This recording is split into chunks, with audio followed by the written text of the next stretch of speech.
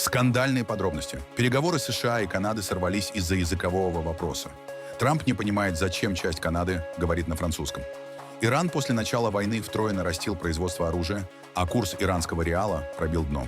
День государственного флага в Украине, европейские гости, историческое знамя и клятвы верности в борьбе против путинской России. Второй склад Озона за 2 дня. Marketplace повторит судьбу Wildberries. Выборы в новый парламент Казахстана. За что голосуют жители страны? Мерц приехал на место крупнейшего в истории лесного пожара, но опоздал, огонь успели потушить. А теперь об этом подробно и по делу. Это один день. Подпишитесь, поставьте лайк этому видео и оставьте свой комментарий. Заранее спасибо и начинаем.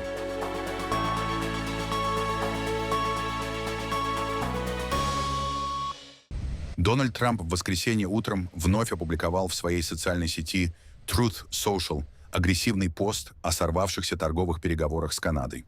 Начатая им еще весной 2025 года, торговая война с Канадой накануне привела к полному срыву переговоров, введением 50% пошлин на канадские товары в Америке и таких же пошлин на американские товары в Канаде.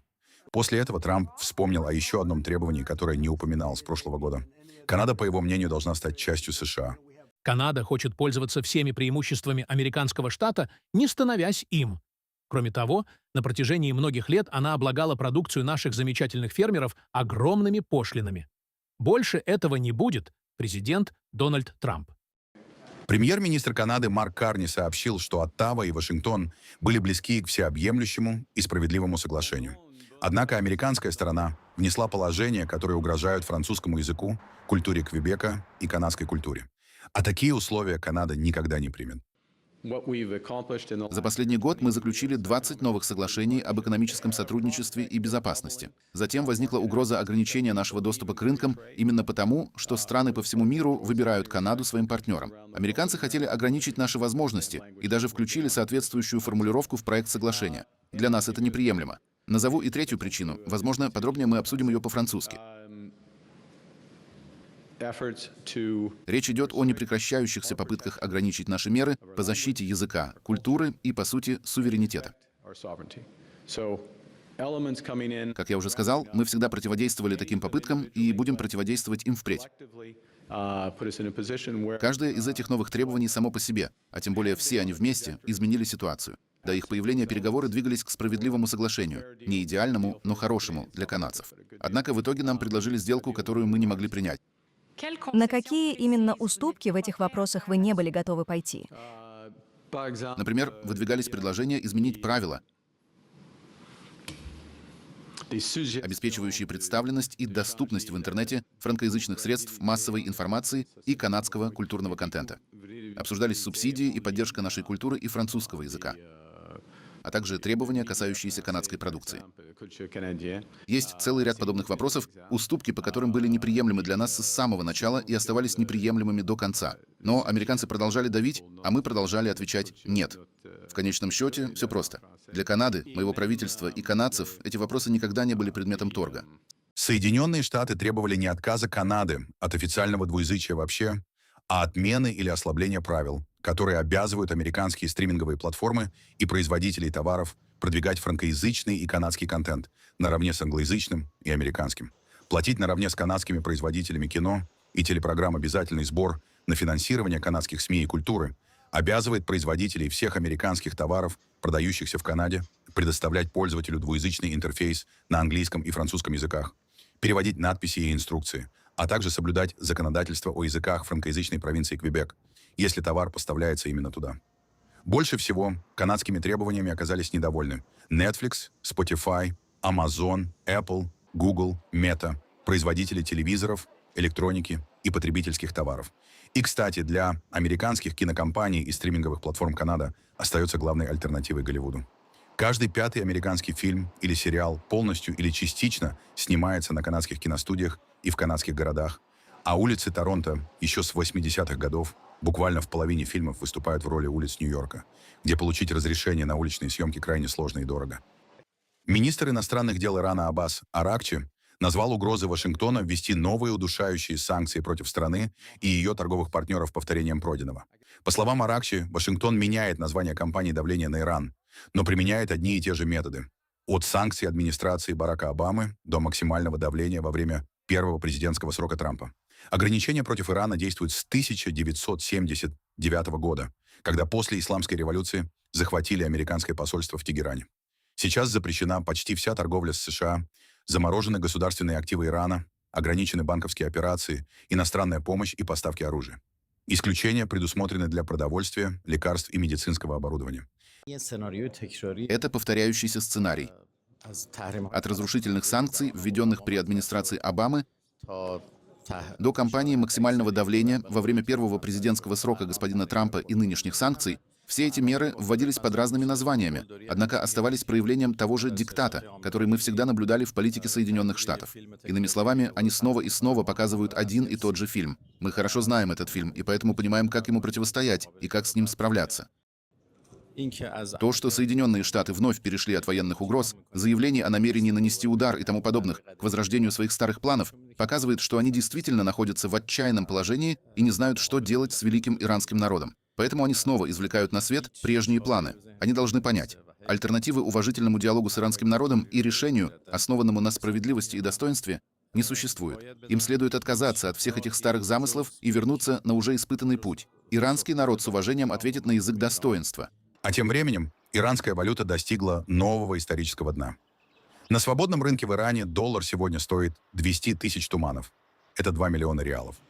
За неделю курс иранской валюты рухнул более чем на 6%, но курс Государственного банка остается практически неизменным – от 155 до 160 тысяч туманов. Разрыв между курсами достиг почти 30%. Цены на импортные товары на прилавках повышаются уже по 2 раза в день, при этом заработные платы в стране не просто не растут.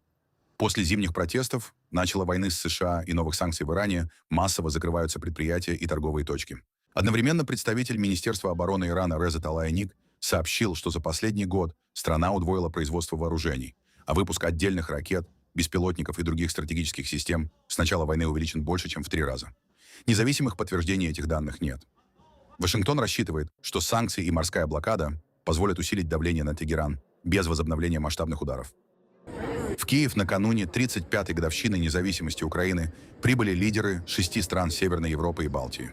Среди них президент Литвы Гитанас Науседа, президент Финляндии Александр Стуб и премьер-министр Эстонии Кристиан Михал, а также представители руководства Дании, Латвии и Норвегии.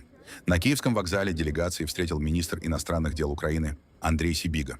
Гости примут участие в мероприятиях по случаю Дня государственного флага и Дня независимости, проведут двусторонние и многосторонние переговоры с президентом Украины Владимиром Зеленским. На 24 августа также назначено заседание коалиции желающих, посвященное дальнейшей военной и политической поддержке Украины. В Киеве в День государственного флага Украины на площади у монумента «Родина-Мать» прошла церемония торжественного поднятия флага. Вместе с президентом Владимиром Зеленским в церемонии участвовали премьер-министры Дании Метте Фредриксен, Латвии Андрис Кулбергс, Эстонии Кристиан Михал и Норвегии Йонас Гарстёре, президенты Литвы Гитанас Науседа и Финляндии Александр Стуб. На площадь привезли также историческую реликвию – флаг независимости, который 24 августа 1991 года внесли в зал Верховной Рады. После торжественной церемонии лидеры приняли участие в саммите Украина NB8. В повестке дня встречи расширение военной помощи, ускорение поставок систем ПВО и развитие совместной противоракетной обороны. Киев анонсировал важные решения по итогам переговоров. 70 лет советские власти не смогли стереть память нашего народа, не смогли заставить его забыть, какой флаг является настоящим для всех нас, для всех украинцев. Знания об этом государственном символе сохраняли со времен казачества и Украинской Народной Республики до того самого дня 1991 года. Тогда было невозможно то, что сегодня стало нормой. Теперь украинский флаг есть дома почти у каждого. А 35 лет назад нельзя было зайти в любой сувенирный магазин и купить наш флаг. Его шили вручную. Сначала не могли найти синюю ткань, затем нигде не было желтого полотна. Когда все необходимое удалось найти, этот флаг шили ночью, подпольно, под угрозой наказания. Но в конце концов у Украины и украинцев все получилось. Независимость была восстановлена. Синий-желтый флаг внесли в Раду, в наш парламент. Вскоре тысячи украинских флагов развивались в Киеве, Одессе, Львове, Харькове, Днепре, на Донбассе, в Крыму, по всей независимой и единой Украине. Так продолжалось десятилетиями, но кое-кого это очень сильно раздражало. Для России и Путина наш флаг Наши цвета и само существование Украины все это время остаются сильнейшим раздражителем. Это волнует их гораздо больше, чем собственные внутренние вопросы и проблемы миллионов россиян. Поэтому в 2014 году и в феврале 2022 года Россия напала, чтобы отнять у нас этот флаг, наши символы, свободу и независимость. Они пришли забрать у нас все. Россия не отказалась от этих стремлений. Массовые, действительно массовые удары, террор и убийства – всем этим движет маниакальная мечта одного человека о том, чтобы Украины не существовало. Кремль одержим этой идеей, но именно из-за нее в итоге и проиграет. Он не понимает Украину, не понимает ее народ, и того, что чем сильнее давление, тем сильнее было и остается наше сопротивление. Для нас жизнь без Украины не жизнь. Несвободная Украина для нас неприемлема. Свободу нельзя воспринимать как нечто само собой разумеющееся. Ее необходимо защищать, и иногда эта защита требует очень многого. Недавно Эстония также отмечала 35-летие восстановления независимости. В тот же день Киев подвергся российским ударам. Это еще раз продемонстрировало, какой путь выбирает Россия. Гибнут мирные жители, разрушаются объекты инфраструктуры. Россия продолжает наносить удары, поскольку все еще думает, что сможет сломить украинцев. Но это невозможно. Украина демонстрирует, чего может добиться страна, обладающая решимостью. Наша ответственность как друзей и союзников очевидна. Помогать Украине сохранять стойкость, предоставлять все необходимое для защиты и повышать цену этой войны для России. Эстония поддерживала Украину с самого начала и продолжит это делать. Украина должна выйти из этой войны сильной и свободной, сохранив право самостоятельно определять свое будущее. Мы пережили похожий опыт в 1939-44 годах, когда Советский Союз пытался вторгнуться на нашу землю, лишить нас независимости и территориальной целостности. Речь идет и о районах Карелии, где родились мой отец, мои дедушки и бабушки. Но мы тогда не потеряли независимость, суверенитет и свободу. Мир смотрит на Украину и помогает ей по разным причинам. Одна из них заключается в том, что Россия нарушает все нормы международного права. Однако подлинная причина нашей помощи Украине очень проста. Во-первых, это ценности, которые вы защищаете. Демократию, свободу и верховенство права. Во-вторых, речь идет о наших интересах. Мы считаем Украину самой мощной гарантией безопасности для всех нас. Мы продолжим поддерживать Украину столько, сколько потребуется. Сейчас мы стоим здесь в этот солнечный день. Я помню, как мы приехали на поезде и ехали по территории Украины среди желтых полей, под голубым небом. Мы знаем, что затем наступит зима, и она будет тяжелой. Но что бы ни произошло, хочу заверить вас. Вы уже побеждали и будете побеждать, а мы продолжим вас поддерживать. Слава Украине! Ми і надалі будемо підтримувати Україну. Мы продолжим поддерживать Украину. Мы не признаем оккупацию украинских территорий. Мы будем усиливать давление на государство-агрессора и его сообщников. Когда эта ужасная война завершится, и все украинцы смогут вернуться к повседневной жизни и спокойно смотреть в небо, Литва останется рядом с вами. Мы поможем Украине восстановить разрушенные школы, больницы и электростанции, вернуть людям нормальную жизнь и залечить раны. Мы поддержим ваше стремление вступить в Европейский Союз и НАТО. Дорогие украинские братья и сестры, сегодня я призываю вас гордиться своей страной, силой, настойчивостью и решимостью друг друга. Мы гордимся вами и черпаем у вас силы. Верю, что вскоре мы вместе отпразднуем победу над тьмой. Победу не только Украины, но и всей свободной Европы. С наступающим Днем Независимости! Слава Украине! 23 августа – День государственного флага Украины. Но это также мрачная историческая дата, годовщина пакта Молотова-Риббентропа, напоминающего нам, что кто-то может попытаться принимать решения за другие страны и народы. Мы не должны об этом забывать. Это также День Балтийского пути. 37 лет назад более 600 тысяч человек в 3 балтийских странах взялись за руки, соединив земли и народы 3 государств. Среди них был и я. Помню, что был тогда еще совсем юным. Я держал других людей за руки и ощущал дух свободы, энергию людей, стоявших в этой длинной живой цепи. Это символ нашей силы, решимости и стойкости. Сегодня мы прежде всего празднуем свободу.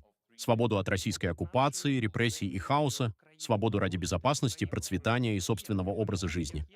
4,5 года назад Россия начала полномасштабную войну против Украины. Хочу напомнить, своей жестокой войной Россия украла 5 из 35 лет вашей свободы. Вместе мы положим конец этой жестокой российской агрессии своими кровью, и потом вы доказали, что являетесь частью Европы. Вместе мы добьемся мира в Украине. От имени Латвии и латвийского народа я привез вам приветствие от каждого жителя нашей страны. Вместе к победе. Вместе к победе. Слава Украине! Ваша безопасность — это и наша безопасность. Защищая Харьков или Одессу, вы также защищаете Ригу, Хельсинки и Копенгаген. За это мы бесконечно вам благодарны. Наша поддержка останется непоколебимой не только в День государственного флага, но и каждый день до победы Украины. Путин и жестокость России не знают границ. Они бомбят и обстреливают больницы, школы и жилые дома, убивают невинных мирных жителей. Путин думал, что Украина падет за несколько дней. Он полагал, что мир отвернется. Он ошибался, потому что у вас есть то, чего нет у него. Единство, свобода, сильные союзники и верные друзья. У вас есть и нечто еще более могущественное — глубочайшее уважение к святости человеческой жизни. Это фундаментальная человеческая ценность, позволяющая отличать добро от зла. Дания, страны Северной Европы и государства Балтии находятся на вашей стороне. С самого начала мы понимали, что войну невозможно выиграть одними словами. Когда вам были нужны оружие и боеприпасы, мы их поставляли. Когда понадобились танки и наши истребители, F-16, мы их предоставили. Когда потребовались инвестиции в собственную оборонную промышленность Украины, мы их обеспечили. Теперь, когда вам срочно необходима мощная противовоздушная оборона, мы должны пообещать ее предоставить. Мы совместно обязались как можно скорее разработать новую ракетную систему, чтобы защищать ваши города и усиливать украинскую противовоздушную оборону. Наша поддержка не ограничивается несколькими месяцами.